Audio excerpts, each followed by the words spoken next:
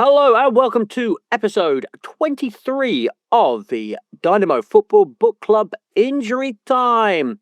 My name's Alistair Bond and I'm joined by my co-host, and he told me today, this is from his own lips, the best father in the whole world, Johnny Coughlin. Johnny, how you doing? That's not what I said. I'm doing well now. This week we are doing a political five-a-side. One of us will be having a right-wing five-a-side team, and another one will be having a left-wing five-a-side team. That will be determined by a coin toss. And then we'll be putting it through the old AI, seeing which is better once and for all, a left-wing ideology or a right-wing ideology. Is this determining it? We're going to answer that question today, folks. So we're going to put a lot of solving the world's problems. Right? Dio non facile perché il pallone era molto sotto. Controllo di Liverani. La palla di Liverani per Di Canio.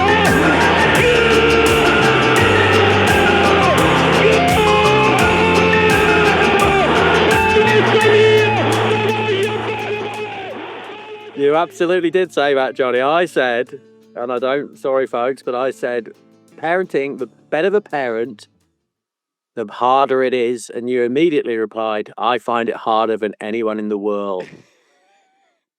You know what you're doing, Johnny? Yeah. Well, I wouldn't disagree, bruv. I wouldn't disagree. Fabulous father. And good man. All right. Anyway, Johnny, how are you? Sorry. I'm good. Are you drinking a beer? A ginger beer. No, Oh. would never be so unprofessional, Johnny. Never be so unprofessional as you drink on the podcast. Well, do you want to comment on this? What's written on my t-shirt here, Al? Yeah, Johnny is sporting the Casal di Sangro home kit from the year that the book that we read. It's a magnificent kit. It really is. It's lovely. And the sponsor is, as talked about on that episode, Soviet Jeans. Yeah, a very thoughtful gift from my older brother, Barry. Thank you very much, Barry. He's quick to call me up on various mistakes that we make in the podcast, but he's a thoughtful man when it comes to a Christmas gift, I tell you that much. Well, good for him. My brother also buys me nice gifts, but I know for sure he won't be listening. I promoted this podcast once to someone in a bar when he was there. Oh, for God's sake, Sally, leave it alone. Oh, okay, all right. Have you got a preference? Right wing or left? Right wing or left wing? Well, you know me, Johnny. Here I am sitting in the shining city on the hill, like I'm in lovely free USA, whereas you're in the repressive states of Europe, aren't you, Johnny? Yes, I'm in France with all its égalité and liberté, fraternity. Dreadful stuff. Dreadful stuff. All right. Okay, so I'm going to toss a coin, Johnny. Gladiators ready! Heads or tails? Heads. It is heads. What does that mean? His head's pick. Oh, okay. You want a left wing team or a right wing team? Well, seeing as I'm dressed in this Soviet jeans, I would go left. I think maybe right is probably more fun in a way. Do you think it's more fun to be a right wing person? It must be easier. Yeah, it is more fun, isn't it? You don't have to think about any problems at all. Just blame everyone else all the time. Yeah, you can make any amount of jokes you want. You don't have to think about the consequences or what it means, you know? Climate change isn't real, so that's fine. Like, I don't need to worry about the burning heat of the sun, which is inevitably going to kill me. Brilliant. Yeah, no, much more fun. All right. I must say my research did lean left, so this has worked out well for me. And I just wanted to have a bit of and maybe we can go position by position today, seeing as we're not picking from the same pool. Absolutely right, Johnny. I know why you picked left, just so you can say fucking Diego Maradona like you wanted to on every single one of these drafts. Well, I wanted to ask actually, what does it mean to be left, Al? Well, initially we were going to do this as footballers turned politicians, but that actually was quite a shallow pool. A shallow well. Don't want to fall down a shallow well.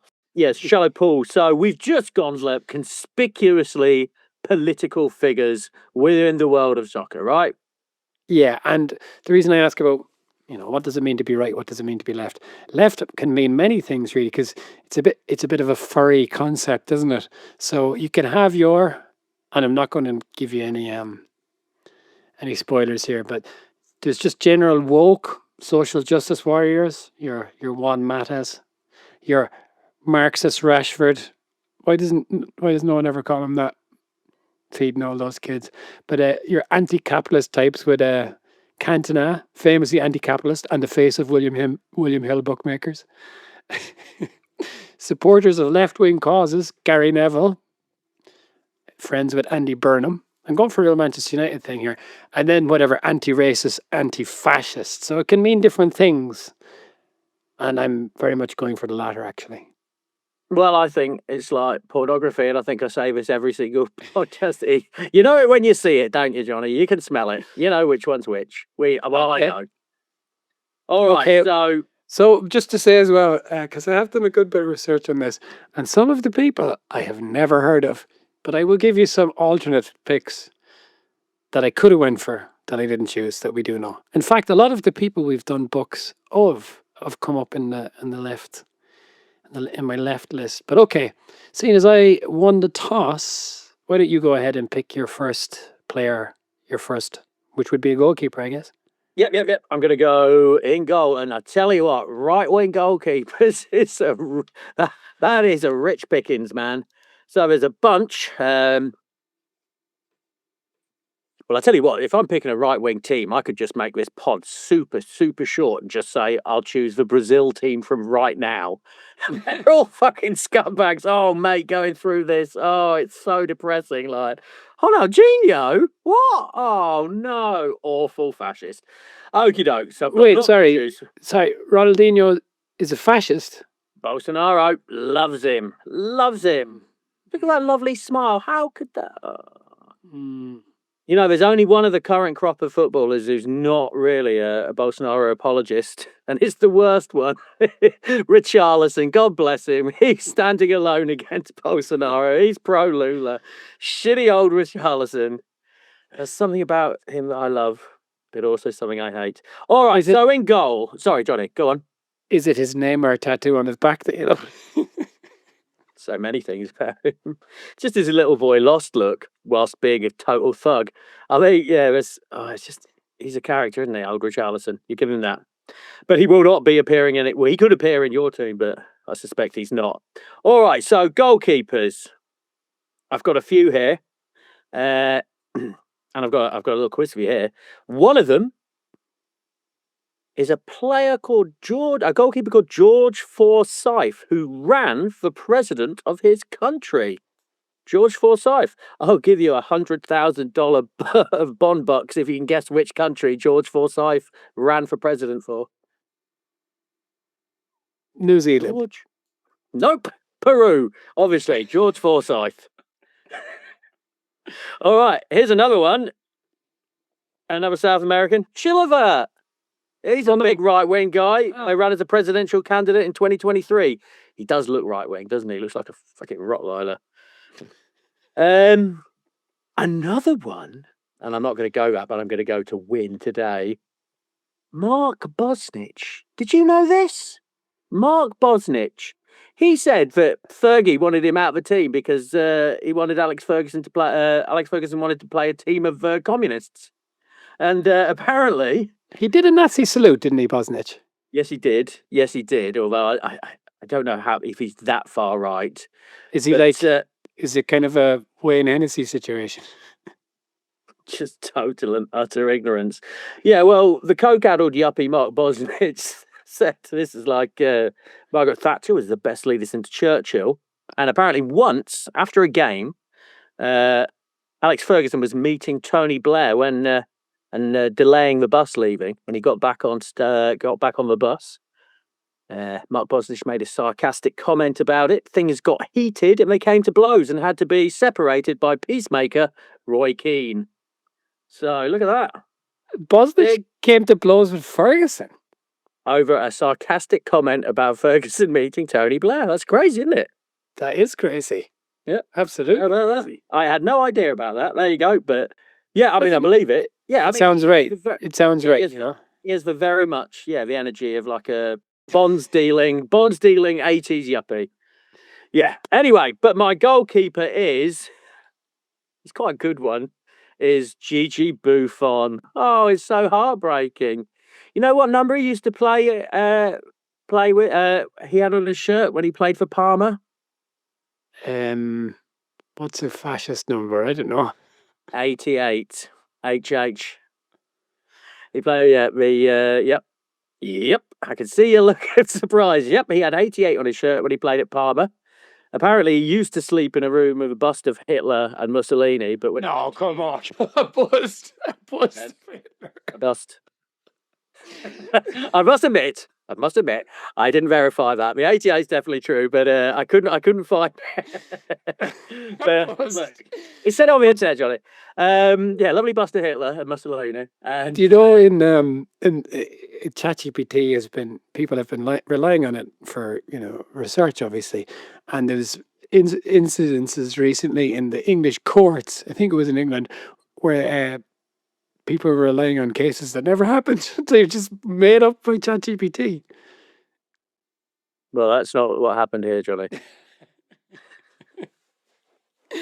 Anyway, what to say? Gigi Buffon and his bust of Hitler. Anyway, go ahead. No, but this is yeah, he's true for sure.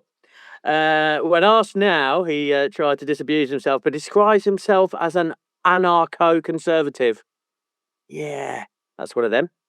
And has funded and is friends with Mussolini's granddaughter. So in goal, Gigi Buffon.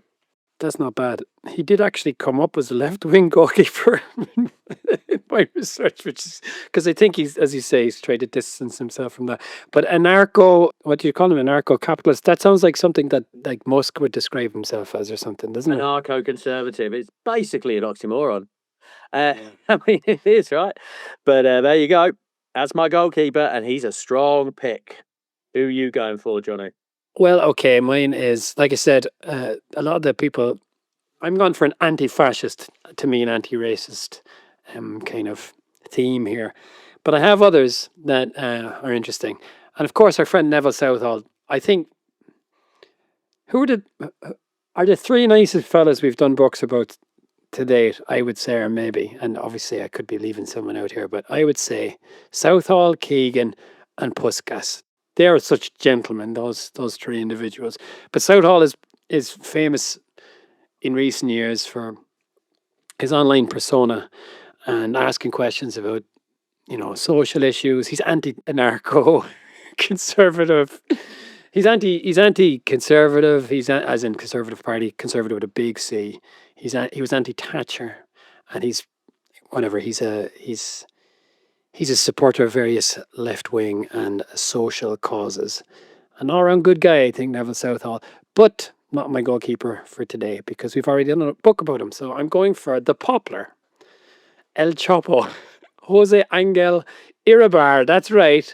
Born on the 1st of March, 1943. Yes, I sound like a man. going to go for him, old Iribar, Johnny. I knew it. I sound like a man reading directly from Wikipedia. So he's an Athletic Bilbao goalkeeper with 600 appearances in the course of 18 La Liga seasons. And he won, interestingly enough, 2 Copa del Generalissimo trophies. But he is famous because after the death of Franco on the 5th of December 1976, he walked out playing for Bilbao together with the captain of Real Sociedad, Ignacio Cortabarria. They carried the Icorina, the Basque flag. The first time in Spain, it was still illegal to carry this flag. It was illegal under Franco, and it was still illegal when they did it. And he carried it out onto the pitch. It was the first display of the flag since the death of Franco. And he subsequently became involved in Basque local politics, and he was a founding member of a separatist coalition. So quite the opposite, really. So yes, and he was anti-fascist, pro-Basque, pro-democratic socialism. And he played 600 times for Athletic Bilbao, and his name is Jose Angel Iribar. That name again is Jose Angel Iribar. Who can forget it, Johnny? Who can forget it? Old Iribar. He's a household name over here. All right, you've got Iribar, so I'm going to go from him to a much more lampoonable character. In defence, I think this is my most predictable pick. Sol Campbell. Hello, Scott. How you doing, buddy? He's not really that involved with politics. He just dabbles. But take a look at him wearing a flat cap out shooting and tell me he's not a fucking Tory. Yes, he is. But here's a quote. Here's a quote from him. This year I shot 30 birds. The banter was just lovely. Yeah, thanks, Sol. Cheers, mate. There's another picture of him looking proud as punch, standing with Priti Patel, Michael Gove, and Boris Johnson. Really? Yeah. But his thing was the mansion tax, wasn't it? Yeah, no, I mean, there's actual quotes of him like, oh, he's furious about the mansion tax, but he doesn't like financial inequality. I don't think really you understand your position, do you, Sol? I think the general consensus is he's a bloody idiot who's just making it up as he goes along. Yeah. Yeah, it's regrettable, isn't it, I suppose? That kind of makes, as you say, makes him kind of lampoonable. And I suppose like Campbell was an amazing defender, wasn't he? If anything, perhaps a little bit underrated, really. I would say underrated, yeah. And like when he made that move, obviously becoming an absolute villain in the eyes of Spurs fans, but it was big and it was significant in terms of how things played out subsequently, yeah. Absolutely. I mean, it was breathtaking at the time.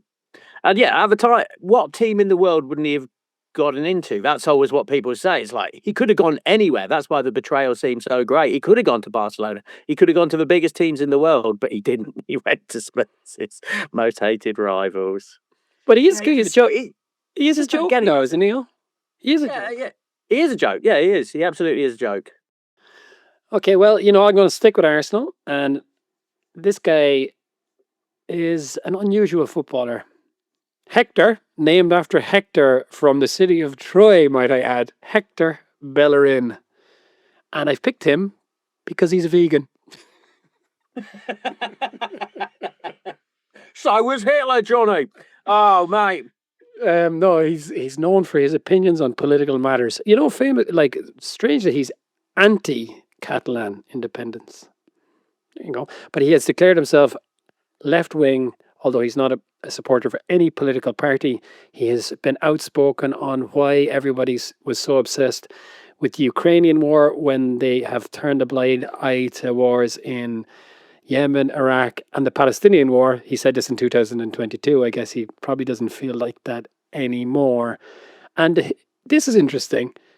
In November 2025, Hector Bellerin, who plays for Real Betis, declared his support for Mayor-elect of New York City, Zoran Mamdani, via a video message during Mamdani's appearance on the Adam Friedland show. Okay, there you go, Hector Bellerin. Also, Hector Bellerin likes reading books. Yeah, he's got a funny accent as well, isn't he? Like, he's got a real cockney. He sounds a bit like Jack Sparrow or Keith Richards when he talks. Oh, yeah. I mean, he's just a thoroughly likeable character, isn't he? I've seen that. And he's one of the few footballers. How many football games have we been? Well, we've seen him play together, haven't we? I remember at the time thinking he looked better than he did on TV. He was so fast and strong. Oh, he played in that Sunderland game when we saw all Sam Allardyce. Yeah, that's right. Lovely stuff. All right. Yeah, and there was something else. He has taken part in a debate at the Oxford Union. Hector Bellerin is not your average footballer, I think. No, he's not. No, he just seems a good egg. He's welcome to come on our book podcast anytime. He loves novels. He spent most of his youth reading non-fiction, which apparently is typical of males. During COVID, he became obsessive, Al, about fiction. Al, on an unrelated, related, but not directly, it didn't come from this. Who do you think is the biggest selling author of fiction of all time? The Bible.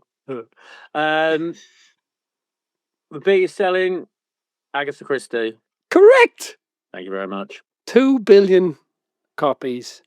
Shakespeare's got 4 billion, but he's not an author so much as a playwright. And the next is Danielle Steele What are 190 books? Only 190. It's always Yeah. full of finger help. All right. Well, I'm going from the nice character of Hector Bellerin to a real villain, Kaka Kaladze. 83 caps for Georgia. 10 years at AC Milan. He is now the 10th mayor of Tbilisi. You look that up on Wikipedia, it says 10th mayor of Tbilisi. Underneath it says disputed. Oh, go on. Upon his retirement from football, he was forward thinking. He set up a company focused on energy businesses in 2008. Unsurprisingly, in 2012, when he ran for candidate for Ministry of Energy and Natural Resources, he was accused of a conflict of interest. He held that post between 2016 and 2017. He's linked to German oligarchs and he's selling off a Georgian state. He's an absolute scumbag. Kaladze, there you go. That's Mayor of Tbilisi, disputed. Do you remember him? You know, his Kaladze, brother was kidnapped, and I don't think he was ever found. As in, like, a ransom kidnapping. Kaladze's. Really? Yeah, I think that. Come up in my research. A minor footnote in old Kaka Kaladze's life. Is it Georgi Kaladze? Is that his name? No. This is Kaka Kaladze who played for AC Milan. No, the Kaladze I'm talking about also played for AC Milan. Let's see. Yeah, his brother was kidnapped in a high school case in 2001 and declared officially dead in 2006. But yeah, sorry, his name is Kaka Kaladze. So why did I think it was Georgi Kaladze? But anyway, okay, yeah. It was Georgia Kaladze, isn't it, who played for Man City? Well, he is also Georgian, isn't he? But Yeah. I wasn't confusing him. Which, just for the record, let me stress, I was not confusing him with Georgi Kaladze, who I suspect is an alright. He seems like a nice enough by his jinky little runs. Yeah, he looks nice, doesn't he? But I'd go careful making those pronouncements. Okay, is it me now or is it you? Okay, in midfield, I'm going for, the obvious one here is Socrates. And seeing as you're going for the Brazil thing, that would be like there's the whole Corinthians democracy thing. But we've done that before, Al. So I'm not going to go for Socrates. It's very uncharacteristic. I'm going for the less obvious player and the less good player. The worst player, if you want. I'm going for, that's right, Al, Bruno Neri. An Italian footballer who played as a midfielder for Fiorentina, Lucchese, Torino, and Italy. He had 3 caps for Italy, but he was also a World War II partisan. That's right. In 1940, he was combining his playing career with anti-fascist activities, and he was killed in an ambush by German troops at Maradi on the 10th of July 1944. I would like to see you question Bruno Neri's credentials. Like you say, you know it when you see it, and I think Bruno probably falls fairly squarely into the anti-fascist camp. I can't dispute that, Johnny. That is an excellent pick, but I'll tell you what, in the battle of the ideologies, the right wing's got a lovely advantage. Have I got my next pick? Yes. You'll like this. Romario. Hello! Lovely old Romario. You know, I thought he was left wing until my research, because he's an anti-poverty guy, right? That's during when the World Cup and the Olympics were going to Brazil, he was very prominent because he was saying it was essentially channeling all of these public funds into, I guess, white elephant kind of stadiums and stuff. But no, he's not left wing guy at all. No, it is confusing because he is a member of the Liberal Party, which is a far right party, which used to be called Party of the Republic. That's confusing. All right, Romario, only 5'6", you know, only 5'6". I've got a little quiz for you here. It's not about politics. He has scored 100 goals for 3 different clubs. Only 5 players in history have done that. Can you get those 5 players? One. They're all very gettable. They're all very gettable. They are gettable. They are gettable. Cristiano Ronaldo. There's one. He's done it with 4 teams. He's the only player who's scored 100 goals for 4 teams. The other 2 are contemporary. They're both still play. 2 of the 5 are still playing. Lewandowski. Like literally, Lewandowski's one. Very good, Johnny. Yeah. Borussia Dortmund, Bayern Munich, and Barcelona. Yes. The other one that's playing is literally the biggest twat in the world. It's not Steve McMahon. The biggest twat in the world is still playing. Yeah. I don't think you'll dispute it when I say he is the biggest twat in the world. Oh my God. Oh, Neymar. Yeah. I saw the other day, do you know what he's just bought himself? A Batmobile. A fucking Batmobile. That guy is the biggest fucking twat in the world. It's not roadworthy, but I still reckon he's going to take it out on the roads, would be my guess. Yeah, I have a feeling he might. He said it was a dream come true. Well, we're all happy for you. He is the biggest fucker in the world, isn't he? Fuck that guy. Yep. What about Zlatan? No, Zlatan didn't score 100 goals for 3 Was he? teams. But the last one is a fun one. And this is a bit of your Ibarra goalkeeper. Your goalkeeper's name I've already forgotten. Isidro Langara. He scored 100 goals for 3 teams on 3 different continents. Ooh, Oh, that's a nice one, isn't it? Yeah, that is good. San Lorenzo in Mexico. San Lorenzo in Argentina. Real Club España in Mexico. And for Real Oviedo in Spain. He has the highest ever La Liga ratio. He averaged 1.14 goals a game. Ooh. 17 goals in 12 games for Spain. Ooh, Isidro Langara. Anyway, so up front, for me, Romario. So He hold is now on. senator for Rio de Janeiro. Okay, I've got 2 forwards left.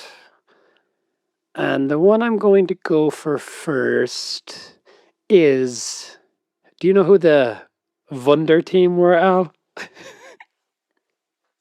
I do not, Johnny. It was the Austrian team of the 1930s, Al. Come on. Oh, I did. You know nothing about football. Jesus Christ. And of course, I'm talking of Matthias Sindelar, the so-called Mozart of football. Now, that is a nice name. Also known as the Paperine, the Paperman. I saw him described in The Guardian as having the physique of Montgomery Burns when most players looked like Reinhard Wolfcastle. Is it Reinhard Wolfcastle? Rainier Wolfcastle, sorry. Anyway, he was a centre forward who played for the celebrated Austrian national side of the 1930s. He was known as one of the finest pre-war footballers, known for his fantastic dribbling and creativity. He was voted Austria's footballer of the 20th century in the 1999 poll and named Austria's sportsman of the century a year before that. And how many goals do you think this man scored in 703 matches for Austria Vienna? I'd guess. This is a fool's errand for me, isn't it, Johnny? All right, let me ask you. Did he have a goal-scoring rate that was as good as Isidro Langara's? No, 700 goals in 703 games. 600 goals. Not fucking bad, right? But okay. Sorry, mate. On the morning of the 23rd of January 1939, he was found dead in his apartment with his wife. Sorry, his unconscious lover, as to take the term used here in this Guardian article. Anyway, he was 36 years old. I'm reading from the Guardian now. The most prosaic explanation is the most likely. Carbon monoxide poisoning due to a blocked chimney flue. Blah, blah, blah, blah. But conspiracy theories still abound. The Gestapo had a file on him and had kept his cafe under surveillance. He had celebrated rather too wildly in front of a match of furious Nazi top brass after scoring against Germany in a game to celebrate the Anschluss. Anschluss being the Nazi annexation of Austria. And the game was supposed to end in a draw, and the cheeky little devil went ahead and scored a goal, him and another fella, and they both went crazy. It ended 2-0. And then he refused to play for the unified Germany-Austria team. And this guy is a badass. Was it a murder? Was it a state killing? A suicide? Asked the Guardian. No one will ever truly know. But his friends speculated that he may have been killed by the Nazis. Again, Al, you know it when you see it. This guy, not a fascist. Yeah, he's got a real sniff of escape to victory as well, isn't it? Yes. Yes, and also his name is Matthias, but he was actually Matej. I think he was born Czech. moved to Austria, and he played for a Jewish team, although he wasn't himself Jewish, he was Catholic. There you go. All right, the Mozart of football. All right, so what would be the Irish equivalent? It would be like the Enya of football, the Bono of football. The Bono of football. But the English, like, he's like the Elgar of football. Like, we don't really have composers as such. Raymond Dean is a modern composer. Have you ever listened to modern music? Absolutely. I think only if we're searching this fucking podcast, honestly, when I had to listen to, who was it? But Duncan Ferguson classical music. I think it's the only time I've ever listened to modern classical music. Well, I did music in school, and we studied this guy Raymond Dean, but it was just like noise from the desert. It wasn't music in any kind of, melodic sense. It was insane. But that's the only Irish composer that comes to mind. Composer. Well, that's where I go. The Van Morrison. All right, I'll tell you. So my last pick, and I said Sol Campbell was probably my most obvious pick, but it's not. This is my most obvious pick. Can you guess who it is? Alexi Lalas. No, I'm not. I'm not touching that fucker. I'm not going there. Honestly, I saw him. I thought, I just don't even research him. I don't want to look at his stupid face. No, it's everybody's favourite fascist, Paolo Di Canio. Of course. Paolo Di Canio. In 2005, he proudly declared, "I'm a fascist." In 2013, when taking the job of Sunderland, he proudly declared, "I am not a fascist."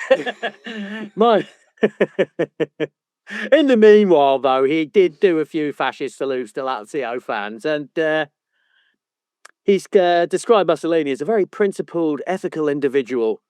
He also has some tattoos on his back, a fascist eagle, some fascist emblems, Mussolini, and most regrettably, a West Ham tattoo.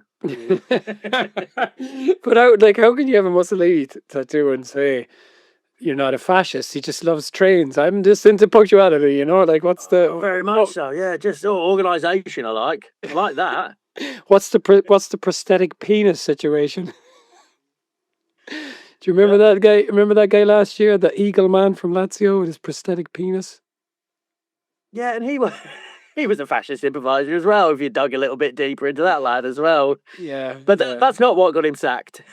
It wasn't the fascist sympathising that got him sacked, it was a prosthetic penis.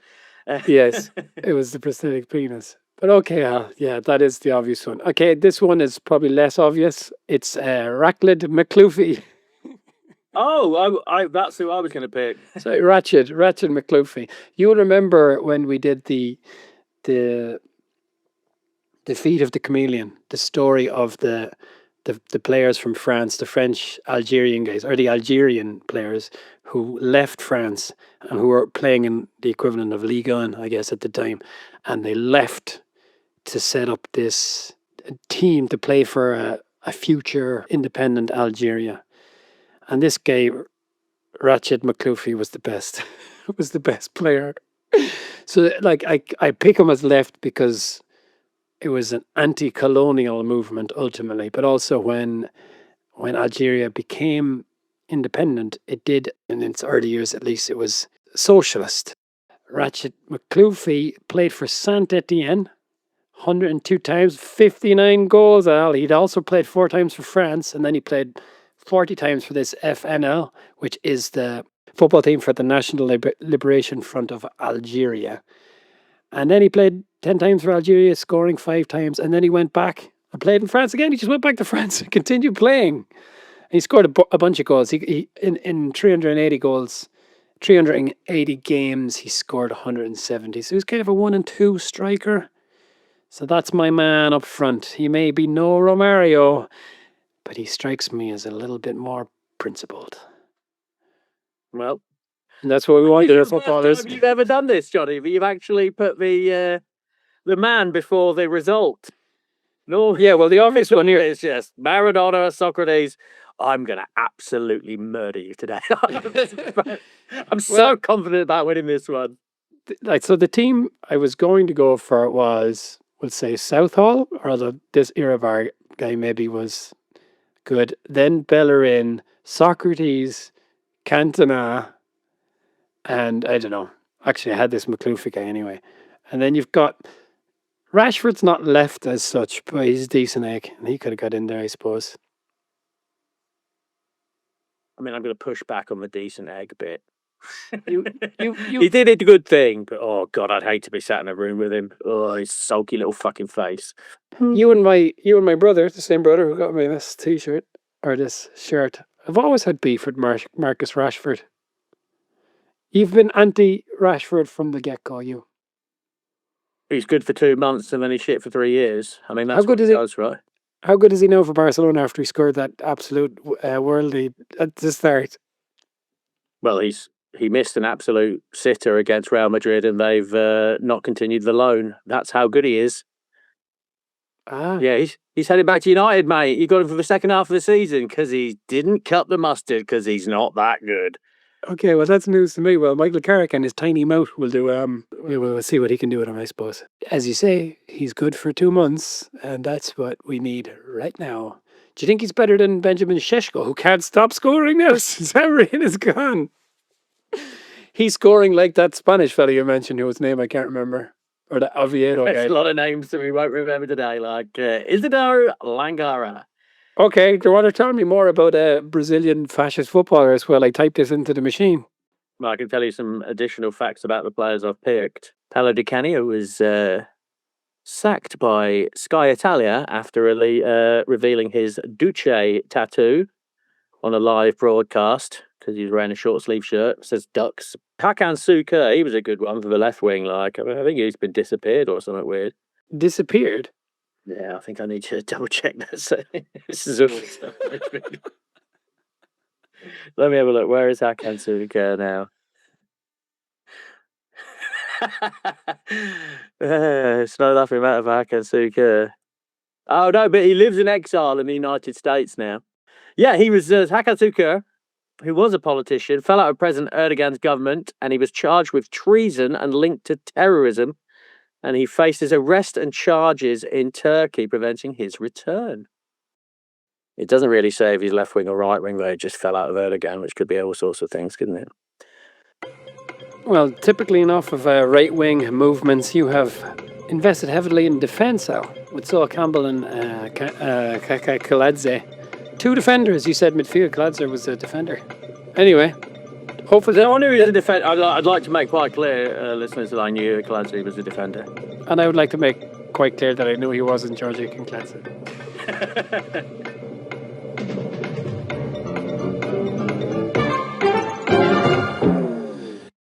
Okay, here we go. Team Al. So Buffon, Campbell, Kaladze, Di Canio, Romario versus Irabar, Bellerin, Bruno Neri, Sindelar, and McCluffy. All right. Did somebody say bloodbath? Okay, goal. Team Al. Di Canio smashes one off the bar. Nazi salute, no doubt. But of course, it's 1-1. Hector Bellerin drives down the right, very quick, cuts back. Sindelar dummies, McCluffy side foots it in.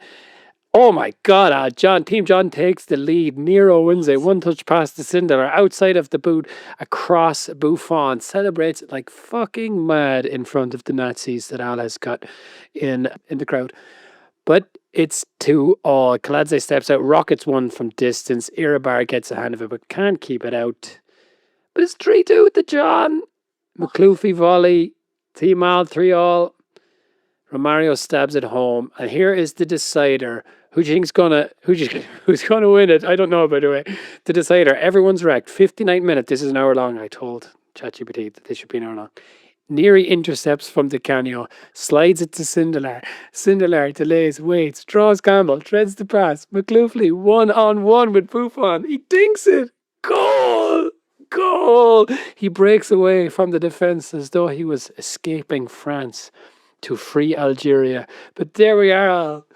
John's team of leftists 4, Al's fascist Nazi team 3. Can't even. I sell out all my morality and still I'm left with defeat. When will it ever come good for me? Man of the match. The Mozart of football. But sorry, go ahead. Some sort of George Soros say I like this is nonsense. How on earth? Yeah, this is a result of that liberal media that we hear so much about, Johnny. Do you want to try and put this through Grok? I bet I'd win then. And we could also see what they all look like naked. Liberal bias in the media. They were right all along. How on earth could that team of who, and fucking who be my team of superstar? How would Sol Campbell and Kaladze concede? Okay, this is astonishing. Genuinely, I thought this was going to be by 3 clear goals. All right. Well, we're back next week with Keith Gillespie. Yes, we are. Keith Gillespie, How Not to Be a Football Millionaire. I think about it. As we discussed, one of 5 books with that title. Yeah. Okay. Anything else to declare? Fallen fascist boy, Al Bond. I'd like to make quite clear that my selection of the team does not reflect my political views. Okie doke, no, nothing. I'm genuinely, that is the first time I've been astonished by the result. I really thought that was in the bag.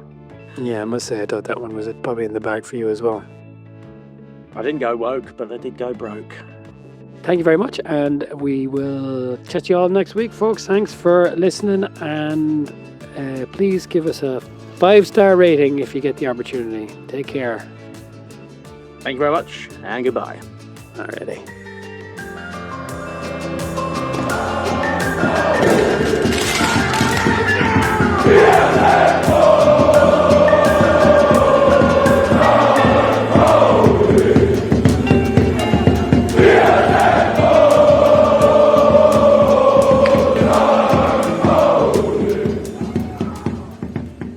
Last question. Thank you very much indeed.